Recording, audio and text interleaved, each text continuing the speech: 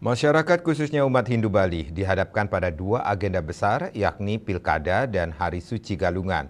Untuk itu, umat Hindu diharapkan mampu menjalankan Darmaning Agama dan Darmaning Negara secara seimbang.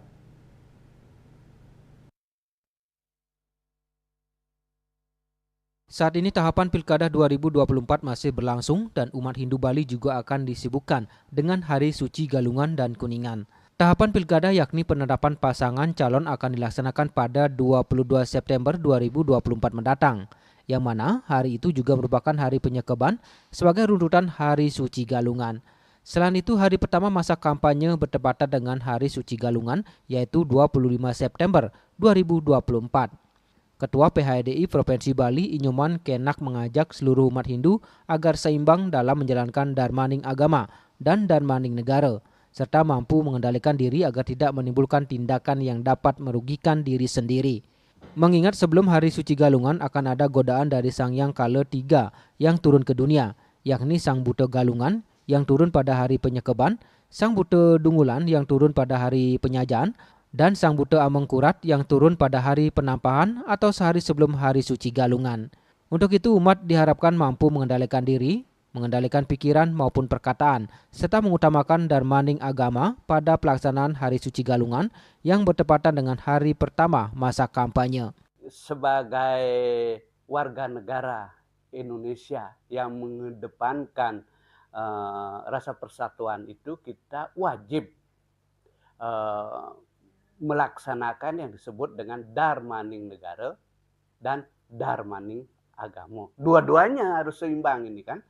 Apalagi di tahun ini sangat sensitif sekali, riskan. Utamanya di saat Pilkada memasuki masa-masa penetapan calon. Nah, itu yang penting sekali.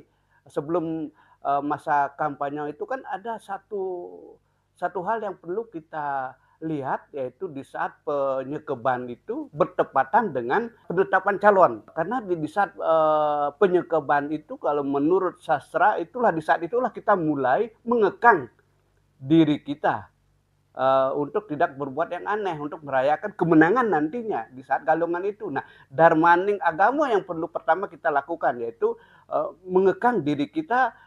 Siapa tahu nanti kan salah satu kandidat atau bakal calon nggak lolos gitu maunya kan, ya kan bisa jadi akan menimbulkan suatu hal yang nggak mengenakan bagi kita sendiri itu kan. Tapi bagaimana caranya biar itu tetap berjalan, ya kita harus pintar mengekang diri. Itulah fungsinya mempelajari ataupun kita harus mengalahkan yang disebut mulai turunnya Buta Galungan. Di saat penyekeban itu turun yang namanya Buta Galungan. Kan ada 3, Buta Galungan, Buta Dungulan, dan Buta Amengkurat. Nah, di saat penyekeban itu turun Buta Galungan, kita disyaratkan watak kita harus penuh dengan perang. Bagaimana kita mensiasati, mengendalikan pikiran kita biar tenang, tidak menjurus ke hal-hal yang negatif.